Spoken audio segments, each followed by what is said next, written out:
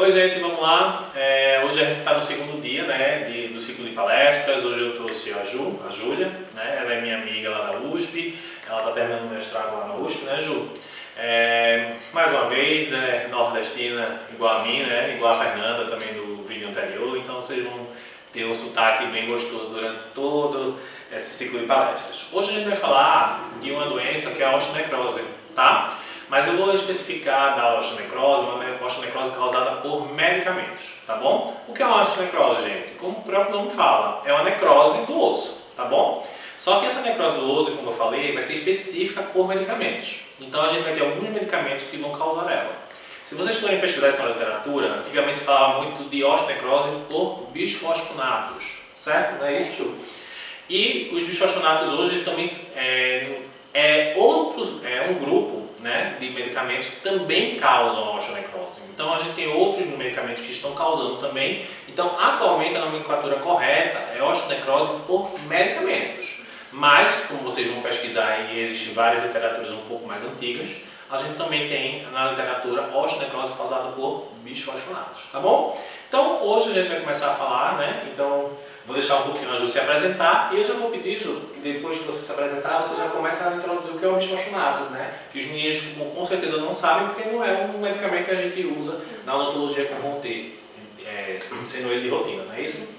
Então vamos lá. Tudo bom? Eu sou Júlia Lúcio, como o Renan me apresentou. Estou concluindo o mestrado na USP, na área de cirurgia.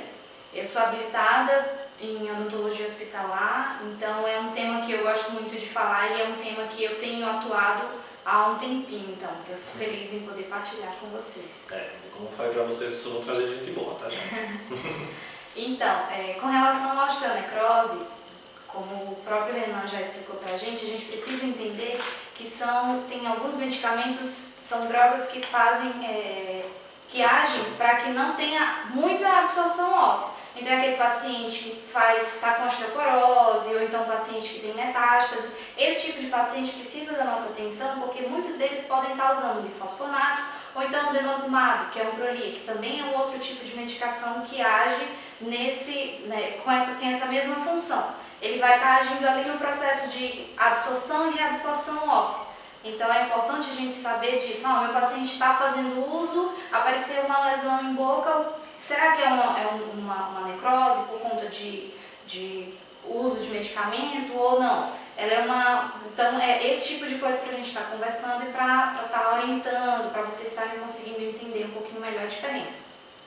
Então, Ju, vocês já viram que hoje a gente vai falar de um assunto super importante, né, gente? Quantas pessoas no mundo não usam medicamentos para osteoporose, né? Quantas pacientes nossos não têm osteoporose? Então isso é uma coisa que a gente tem bastante cuidado, tá? A gente está tendo muitos casos, né, de osteonecrose causados por medicamentos nas nossas clínicas e é uma coisa que a gente termina resolvendo, mas a gente precisa alertar o cirurgião dentista para que se o paciente dele use algum desses medicamentos, que é uma gama de medicamentos, tá, gente? O que a gente vai fazer? A gente, fora desse vídeo, eu vou disponibilizar para vocês lá no AVA uma lista desses medicamentos, tá? Então a gente precisa saber desses medicamentos, quais são esses medicamentos e o que é que a gente pode fazer para conduzir esses pacientes de uma maneira melhor, tá? Se esse paciente está usando medicamento, será que eu posso fazer uma exodontia? Será que eu posso fazer uma raspagem subgengival, uma raspagem supragengival, tá? Então vamos trazer isso mais para o lado clínico, tá bom? Então vamos lá, Ju. A segunda coisa que eu queria falar com você é qual a importância, né? Eu já dei uma introduçãozinha para a importância da odontologia, mas eu queria que você explicasse melhor essa questão, por que os ossos maxilares, né, a mandíbula e a maxila, são tão importantes quando a gente fala de bisfosfonatos, quando a gente fala dessa osteonecrose por medicamentos. A gente tem que ter em mente que maxila e mandíbula, o tempo inteiro a gente está passando por processos de reabsorção e absorção óssea. Porque, como vocês sabem, nós temos dentes e se o dente está em contato com o outro, a gente está tendo ali um processo de microtraumas, ainda que sejam microtraumas, mas vocês imaginem uma paciente que está fazendo uso de um zometa, por exemplo, que é um bifosfonato. Ela está fazendo uso do zometa e aí tem um retardo do reparo. Então fica uma região que ela já não vai apresentar um retardo de maneira correta e vai continuar sofrendo aquele trauma. Então são regiões que a gente tem muito suprimento sanguíneo, só que ao mesmo tempo muito trauma. trauma, muito microtrauma. E aí o organismo dessa paciente, eu falo principalmente dessa porque a gente tem que estar atento que são principalmente mulheres, o maior número de casos que a gente encontra são em mulheres, principalmente ali naquela região de 65 anos, que está com alteração hormonal, então essas coisas a gente tem que estar atento, mas para chamar atenção para os ossos de maxila e mandíbula por essa questão. Então, muitos dos médicos que fazem a prescrição, o paciente está com osteoporose, a gente vai tratar com bifosfonato. Ótimo, só que nem o médico tem noção do que isso pode causar em pouco para o paciente. Então, a gente tem que estar puxando a responsabilidade para a gente, né? Então, tem que estar orientando aquela paciente, tem que estar fazendo adequação de meio e acompanhando. Não adianta a gente simplesmente estar ali fazendo estética, estar caprichando em procedimentos estéticos, principalmente eu falo com relação à estética, a gente tem que lembrar que a gente é da área da saúde. Então, a gente precisa garantir, tem que ter uma noção geral de saúde, né? E mais uma vez, a Ju já está até introduzindo o nosso próximo ponto, né, que eu queria falar um pouquinho do exame clínico, né, que é onde a gente vai conhecer, né, o que o paciente está usando. Mas mais uma vez, lembrando a vocês, gente, a anamnese e o exame físico é muito importante. E eu já falei isso para vocês, né, a anamnese e o exame físico, quando junta, é o exame clínico, né, que a gente tanto fala. Então o exame clínico é muito importante. Eu, como estomatologista, mais uma vez, a Júlia não é estomatologista, a Júlia é, né, ela é habilitada em odonto hospitalar e está fazendo o mestrado dela em cirurgia. Então, assim, não é estomatologia, mas, mais uma vez eu falo para vocês, o exame clínico é a base de tudo. Se você não sabe fazer um correto exame clínico, um correto diagnóstico, a gente não vai saber conduzir as coisas. Então, vocês estão vendo que a gente vai ter isso incluído em todas as áreas, né?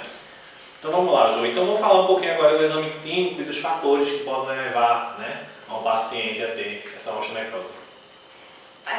O exame clínico não vai fugir, vou dizer, vocês têm que fazer isso aqui, tem que ser aquilo de seguir mesmo a anamnese à risca. Tem que olhar, examinar, não focar apenas em tecido duro, a gente precisa estar avaliando a boca como um todo, avaliar tecido duro, tecido mole.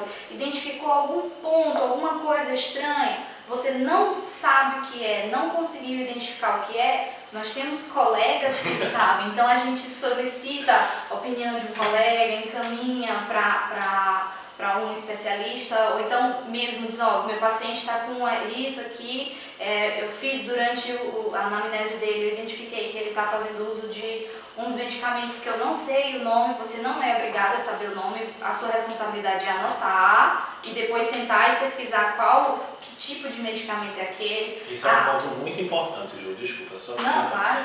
Eu, como estomatologista, gente, eu não sei todos os nomes de medicamentos, mas assim, se eu sei que tem um medicamento ali que a gente não usa comumente, que eu não conheço, que eu nunca escutei falar, obviamente eu não vou fazer nada muito invasivo sem saber o que é que o meu paciente toma, tá? Isso é muito importante vocês terem noção, porque às vezes a gente faz tenta ajudar o paciente, só que termina que a gente prejudica o paciente porque a gente não fez um correto exame clínico, né? A gente não pesquisou o que é que o nosso paciente usa, porque tudo bem, a gente pode não saber o que é aquilo, mas a gente ou indica ou a gente vai estudar para a gente saber o que é que está acontecendo, tá? Então a gente precisa saber não apenas atuar de modo local, a gente tem que ter noção do sistêmico do paciente. Então, se eu estou em dúvida, eu ligo para um colega, o meu paciente é hipertenso, diabético, é um paciente que está com osteoporose. Se o paciente diz, você tem alguma doença? Eu tenho osteoporose. Então, já liga aquele alerta, toma algum medicamento, então, é um zobeta, é um alendronato. Esse medicamento a senhora tomou por via oral ou venosa. Isso é também outra coisa importante. Porque se ele tomou via oral, você sabe que ele vai ter uma meia-vida diferente do que é um medicamento endovenoso. Então, esse tipo de coisa a gente precisa estar ciente para a gente saber porque é determinante para qual vai ser a nossa conduta clínica. Sim, isso aí é bem verdade. E os fatores? Os fatores que predispõem? Paciente que tem acima de 65 anos, a gente tem que ficar alerta. Paciente que faz uso de corticoide, porque também tem atuação. A gente não tem uma alteração desse tipo de absorção, reabsorção óssea. É um paciente que faz uso de quimioterápico, às vezes está fazendo quimioterapia, dentre os medicamentos que são prescritos, pode estar um bifosfonato ou algum outro, como o denosumab, que é o Prolia. A gente sempre avalia alguns desses medicamentos e a função dele é estar retardando o processo de metástase. Então, principalmente junto a esse paciente que a gente já tem a certeza de estar com alteração sistêmica, a nossa atuação precisa ser prévia, precisa ser uma atuação preventiva. Então a gente tem que estar sempre em conversa, não é só, não sei, é melhor não mexer. Então eu não sei, eu falo com o médico, liga para o médico do paciente, entra em contato com o estomatologista, conversa, para você não estar causando um dano maior ao paciente, como o Renan falou, ao invés de você estar ajudando, você pode estar piorando a situação dele.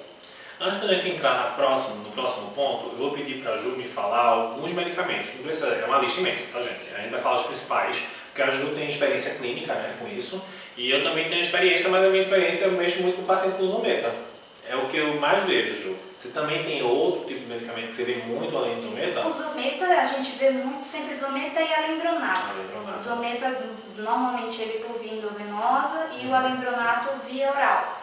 E como o denosumab, que ele é uma outra, ele funciona de um jeito diferente. Ele é uma droga antirreabsortiva, mas a meia-vida dele é entre 20 e 23 dias, só que diferente do bifosfonato, ele não fica, digamos, impregnado na matriz óssea. Então, os pacientes que fazem uso do denosumab, muitos médicos têm trocado. O paciente que fazia uso de bifosfonato está substituindo pelo Prolia. Ah, legal. Não sabia disso. Isso é uma informação nova para mim.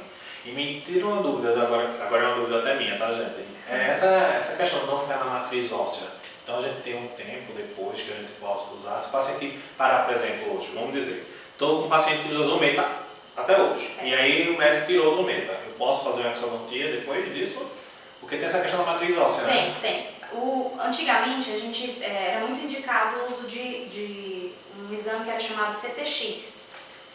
Fazia o acompanhamento e tudo, só que hoje o CTX está um tanto que caindo por terra, porque o que eles vinham acompanhando é que as taxas e as alterações em pacientes estavam muito próximas com o paciente normal, paciente saudável, então ele não estava funcionando como um exame fidedigno, ele não estava possibilitando isso. E outros estudos já demonstram que antigamente tinha mesmo essa conduta da gente suspender o uso do bifosfonato, às vezes 6, 4 meses, para poder fazer uma intervenção. Só que como ele fica presente na matriz óssea, então pacientes que já tinham feito, por exemplo, fizeram uso por 6 anos, mas já há 2 anos ele não tem mais uso, mas o fato dele não estar mais utilizando não quer dizer que ele não esteja presente. Então alguns estudos demonstram que às vezes até mais de 20 anos a gente tem a presença dele na matriz óssea do paciente. Isso então, que é a minha principal preocupação, porque assim, olha gente, isso é uma outra questão que a gente precisa ter cuidado. O paciente normalmente o paciente que usa isso, né, um tipo de bifosfonato, enfim, algum tipo de medicamento, ele termina usando isso durante um longo tempo e para a vida toda, né, depois que ele começa a usar. Mas alguns pacientes pausam de tomar, e aí a gente precisa saber, será que eu vou quando eu pergunto ao paciente durante a minha anamnese, normalmente a gente pergunta o que é que você está tomando agora, né? Mas olha aí, a gente talvez tenha que perguntar também o que é que você já tomou algum desses medicamentos, será que não é legal a gente fazer uma ficha direcionada para esses medicamentos, né? Então isso é uma questão também que a gente precisa ter cuidado, tá, gente? Mas a gente vai postar algumas outras literaturas também para que vocês fiquem mais a par também disso aí, tá? A gente vai falar um pouquinho aqui, mas a gente também vai colocar algumas coisas para que vocês leiam, tá bom? Então, Ju, já que a gente já falou do exame clínico e fatores, vamos falar agora um pouquinho do diagnóstico, né? Como é que a gente faz o diagnóstico disso? Isso é outra coisa, gente. Normalmente a gente vai colocar, né, algum artigo, alguma coisa assim que apresente quais são os estágios, né, que a Ju vai falar também aqui, para que vocês entendam o que é o diagnóstico da osteonecrose, tá? Causado por medicamentos. Então vamos lá, Ju, vamos falar um pouquinho do diagnóstico, eu já estou entrando no assunto dela, vamos deixar ela falar. Não, como a gente estava falando, é importante ter fazer a anamnese, o exame correto, mas para que a gente consiga fazer um diagnóstico correto, a gente precisa conhecer o estadiamento da doença, né? Então a gente precisa conhecer sobre a doença, sobre a patologia, importante. Então a gente tem 4 estágios, é um estágio em risco, o estágio 1, estágio 2 e o estágio 3. O estágio em risco é aquele paciente que faz uso da medicação. E a gente precisa ter um alerta ligado, principalmente o paciente que faz uso da medicação endovenosa. Então, por conta do tipo de de atuação sistêmica dessa medicação. Então, é um estágio que o paciente está em risco, então a gente precisa saber, o paciente faz uso, é aquilo que você falou, eu posso fazer uma exodontia, eu posso fazer, você pode fazer, mas você tem que fazer com a conduta e fazendo o acompanhamento. Porque provavelmente, se o paciente vir a apresentar alguma lesão, é uma lesão de osteonecrose por conta do medicamento que ela faz uso. O estágio 2, o paciente já apresenta osteonecrose, mas ele apresenta a lesão assintomática. Então ele não vai relatar dor, ele vai dizer, olha, apareceu aqui, está aparecendo uma coisa estranha. Às vezes ele diz, eu estou começando a sentir um gosto estranho na boca, e a gente tem que identificar e conseguir saber orientar aquele paciente.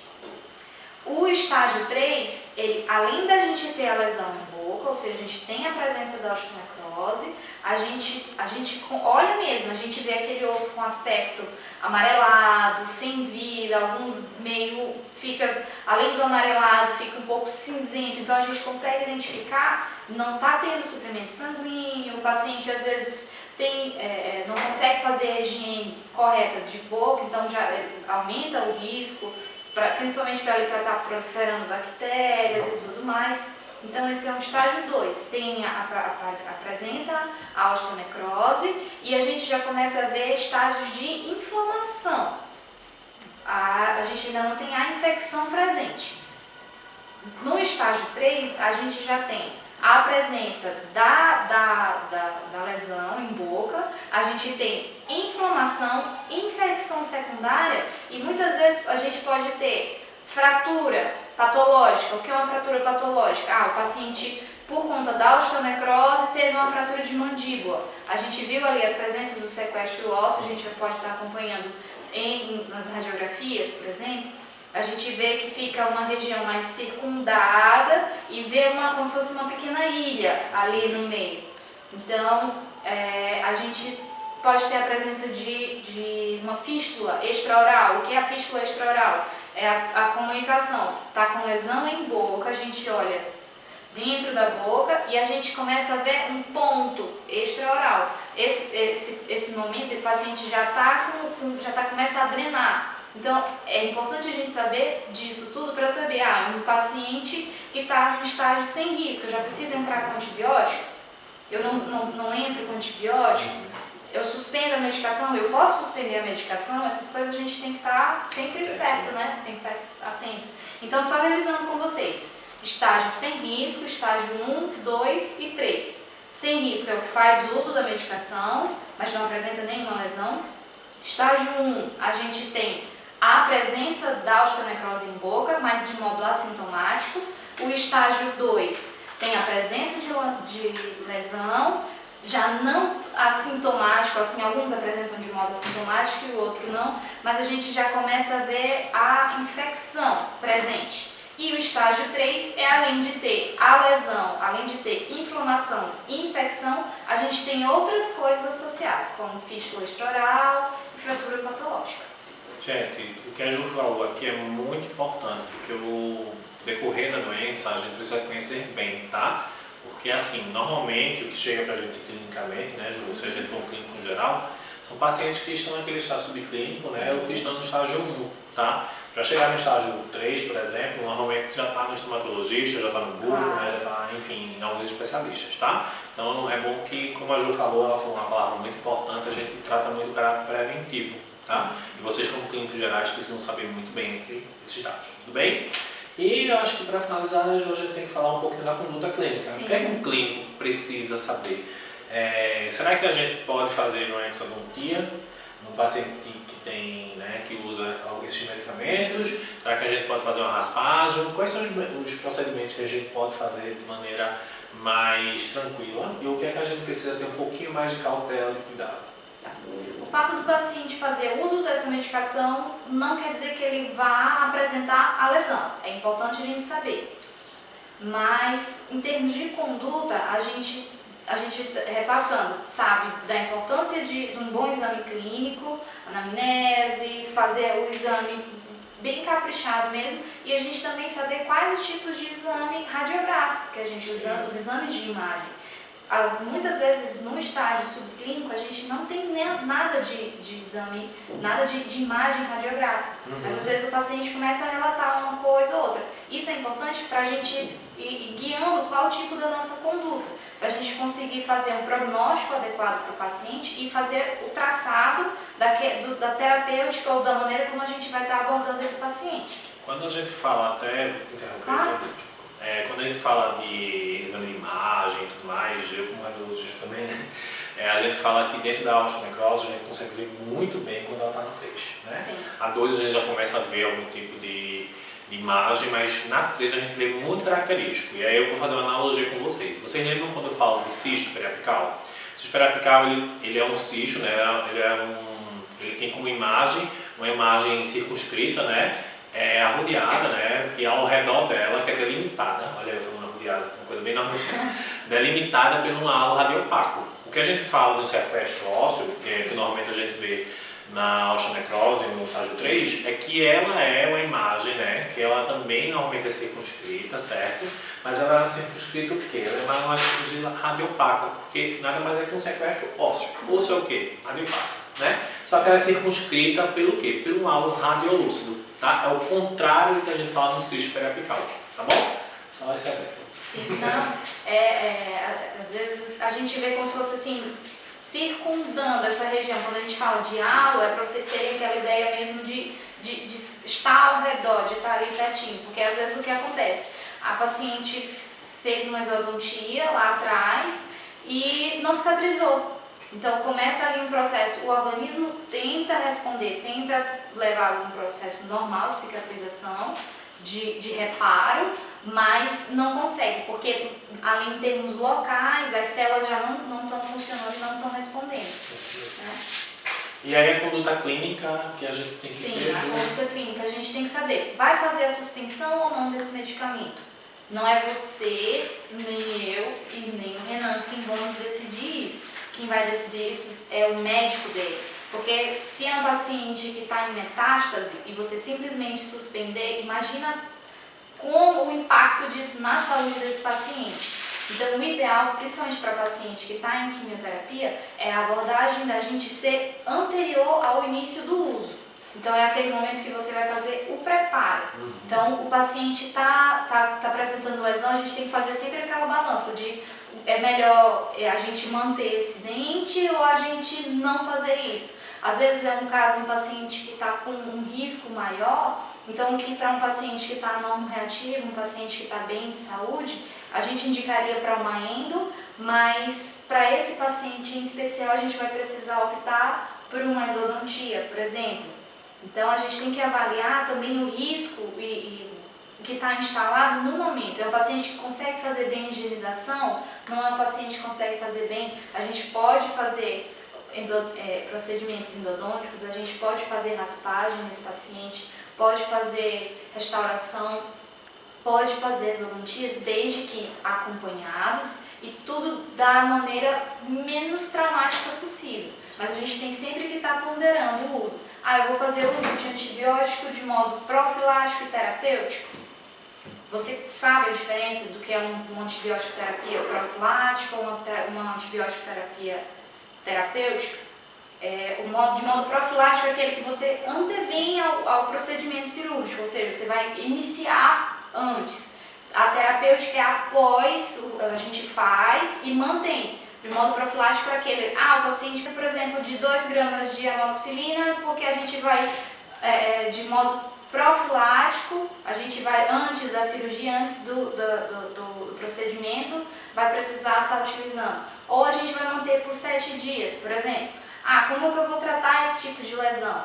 A gente identificou que o paciente está com lesão, fez um diagnóstico correto, é osteonecrose, está no início, você consegue ter uma conduta ali em termos no consultório, você não tem lesão maior, você já solicitou exame de imagem, você fez todo aquele checklist durante a anamnese dele, então você tem certeza que é isso, você pode fazer a curetagem, que a gente chama de debridamento, você vai fazer todo o cuidado, faz a parte de antisepsia, asepsia, do procedimento cirúrgico, a gente vai fazer a curetagem naquela região e vai prescrever bochecho, faz clorhexidina 0,12. Dependendo de como tiver a lesão, algumas vezes a gente pode estar colocando na região a clorexidina em gel, que eu vi em alguns casos, a gente já tem bons resultados. E a gente permanece por 15 dias. Vai ter o paciente, às vezes é uma coisa que a gente tem que estar atento, porque geralmente a gente diz, tem que ter cuidado com o uso de antibiótico, mas muitas vezes uma osteonecrose a gente não consegue já de cara ver a lesão. Então o paciente já está queixando de muita dor, provavelmente ali a gente já tem um estágio de infecção. Então a gente já entra com a terapia antibiótica se o paciente já vem apresentando essa queixa de dor. A gente prescreve Amox, 500 mg a cada 8 horas durante 15 dias. O paciente não demonstrou nenhuma melhora, a gente suspende o uso. Depois a gente acompanha e faz mais uma vez a prescrição. Mas com coisas assim, a gente tem que ir sentindo qual a resposta do paciente. Não teve nenhum outro tipo de melhora, então a gente precisa buscar um auxílio. Isso sempre entrando em contato com o médico, com um colega que possa auxiliar, ou então dar outra orientação. Tem alguns casos que não vai ser só a parte de curetagem, debridamento que a gente vai ter um resultado. Na USP a gente trata também fazendo terapia fotodinâmica, que vocês já ouviram falar no vídeo anterior. Fernanda. Então a gente faz a PDT. Durante a gente faz a remoção, faz o acesso cirúrgico, remove bem, tem que ter o cuidado, sempre tirar toda a lesão. Então, às vezes a gente observa que vem mesmo a ilha, o processozinho ósseo, muitas vezes está ali repleto de tecido de granulação, tem aquele tecido que a gente vai coletando e não tem aquele formato muito, a gente percebe que não é um tecido sadio. Então vamos fazendo ali o debridamento, vai fazendo a remoção e depois da loja já sem nenhum tipo de necrose, né, assim, esperas, a gente faz a PDT. Então a gente aplica o azul de metileno, aguarda por 5 minutos e depois faz a laser terapia. Uma coisa que é interessante é que a gente faz a aplicação em 3 pontos. A gente faz de modo oclusal, por vestibular e na lingual. Para a gente ter a quantidade de energia daquele ponto. Vocês já ouviram falar no outro, depois eu estou disponibilizando para vocês um artigo bem legal que vocês podem estar acompanhando melhor esse tipo de protocolo. E então a gente tem que estar sempre acompanhando, sabendo que pode estar utilizando bochecho, antibiótico terapia e também tem a possibilidade da laser terapia, utilizando a terapia fotodinâmica. E lembrar também, quando já está mais avançado, a gente fazer esse debridamento, né, que é essa parte cirúrgica. Mas é isso, gente. Eu acho que os meninos agora já têm uma boa noção, né, sobre a osteonecrose por medicamentos. Gente, a gente vai deixar algumas coisas para vocês, tá? Para vocês estudarem melhor esse assunto. Vocês viram que é um assunto bem denso, mas é muito importante para a gente saber. Isso é mais um diferencial que vocês têm que ter na clínica, porque quando você sabe resolver isso, quando você tem essas informações, você passa na frente de muita gente, tá? E a gente sabe que a gente precisa ser diferenciado hoje em dia no mercado de trabalho, tá bom? Então é isso, gente. Eu espero que você tenha gostado de estar aqui junto comigo e a gente vai despedir da aula, tá? Tchau, tchau!